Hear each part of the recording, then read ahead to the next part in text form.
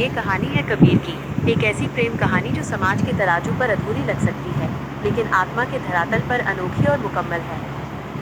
भाग एक। वो जिसे हद से ज्यादा चाहा था। कबीर और निशा की मोहब्बत पूरे कॉलेज में मशहूर थी। निशा सिर्फ सुंदर नहीं थी, बल्कि उसकी खूबसूरती ऐसी थी कि लोग उसे देखते रह जाते थे। कबीर उसे अपनी जान से ज्यादा चाहता था। उसके लिए निशा ही उसकी दुनिया का केंद्र थी। दोनों ने साथ जीने मरने की कस्में खाई थी। लेकिन किस्मत का खेल देखिए। निशा के अमीर और रूढ़िवादी परिवार के सामने कबीर का साधारण सा बैकग्राउंड छोटा पड़ गया। निशा ने कबीर के लिए बगावत तो की। वो लड़ी थी हद से ज्यादा, अपने परिवार से, अपनी सहूलियत से, हर उस दीवार से जो उनके बीच थी। लेकिन आखिरकार पारिवारिक दबाव, इमोशनल ब्लैकमेल और पिता की खराब तबीयत के आगे वो टूट गई। एक दिन निशा की शादी एक बड़े बिजनेसमैन से तय हो गई। कबीर का दिल कांच की तरह बिखर गया। जिस चेहरे को वो अपनी जिंदगी का सबसे खूबसूरत ख्वाब मानता था, वो अब किसी और की तकदीर बन चुका था।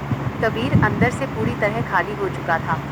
उसने ठान लिया कि वो अब कभी किसी से प्यार नहीं करेगा। भाग दो। एक अनचाहा मोड़ और अनाया। वक्त बीतता गया, पर कबीर के घाव नहीं भरे। कबीर के माता पिता उसके इस अकेलेपन और बिखराव से परेशान थे। एक दिन उनके पारिवारिक दोस्त एक रिश्ता लेकर आए।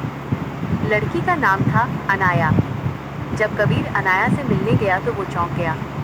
अनाया वैसी बिल्कुल नहीं थी जैसी लड़कियां आमतौर पर कबीर के ख्यालों में या उसके अतीत में थीं। दिखने में साधारण, अनाया के चेहरे पर बचपन में हुए एक हादसे के गहरे निशान थे, जिसे समाज की नज़रों में बदसूरत कहा जाता था।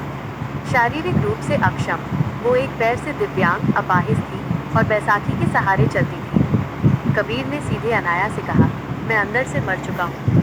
मेरे पास किसी को देने के लिए प्यार नहीं है। मेरी जिंदगी में एक गहरा अतीत है। अनाया मुस्कुराई, एक ऐसी मुस्कान जिसमें कोई कड़वाहट नहीं थी, सिर्फ एक ठहराव था। उसने कहा, कबीर जी, मुझे आपका प्यार नहीं, सिर्फ आपका साथ चाहिए। मैं बैसाखी के सहारे चलती हूँ, लेकिन अपने स्वाभिमान पर खड़ी हूँ। अगर आप अपने अतीत के साथ जी सकते हैं, तो मैं आपकी खामोशी के साथ जी सकती हूँ। कबीर को अनाया की साफ गोई छू गई। अपने माता पिता की खुशी और जिंदगी से हार कर कबीर ने अनाया से शादी कर ली। भाग 3। खूबसूरती का बदला पैमाना। शुरुआत में कबीर अनाया से दूर दूर रहता था। उसे रहकर निशा का वो बेहद खूबसूरत चेहरा याद आता था। लेकिन धीरे धीरे घर के माहौल में बदलाव आने लगा। अनाया भले ही ठीक से चल नहीं सकती थी, लेकिन उसका दिल और उसकी सोच इतनी खूबसूरत थी कि पूरे घर में सकारात्मकता भर गई। वो एक बहुत अच्छी पेंटर थी और बच्चों को मुफ्त में पढ़ाती थी। कबीर ने नोटिस किया कि अनाया ने कभी अपनी कमजोरी का रोना नहीं रोया, न ही कभी कबीर से किसी प्यार की भीख मांगी। एक रात कबीर को तेज बुखार आया। अनाया पूरी रात बिना सोए अपने पैरों की तकलीफ को भूलकर कबीर की पट्टी बदलती रही, उसे दवाई देती रही। जब कबीर की आंख खुली तो उसने देखा कि अनाया उसकी अलमारी के सहारे फर्श पर ही थकी हारी सो गई थी और उसकी बैसाखी पास ही गिरी हुई थी। उस पल कबीर को एहसास हुआ कि असली खूबसूरती चेहरे की त्वचा में नहीं, बल्कि रूह के समर्पण में होती है। निशा सुंदर थी, उसने प्यार भी किया, लेकिन वो कबीर की किस्मत नहीं बन सकी। वहीं अनाया, जिसे दुनिया ने कमियों के साथ देखा था, कबीर के बिखरे जीवन को समेटने वाली संजीवनी बन चुकी थी। भाग 4। एक अनोखी मुकम्मल कहानी। वक्त के साथ कबीर को अनाया से वो मोहब्बत हो गई जो निशा से हुई मोहब्बत से भी कहीं ज्यादा गहरी और परिपक्व थी। ये जिस्म या चेहरे का आकर्षण नहीं था, ये दो आत्माओं का मिलन था। एक दिन एक मॉल में कबीर और अनाया घूम रहे थे। अचानक सामने से निशा आई। निशा बेहद आलीशान कपड़ों और गहनों में थी, लेकिन उसकी आंखों की वो चमक गायब थी।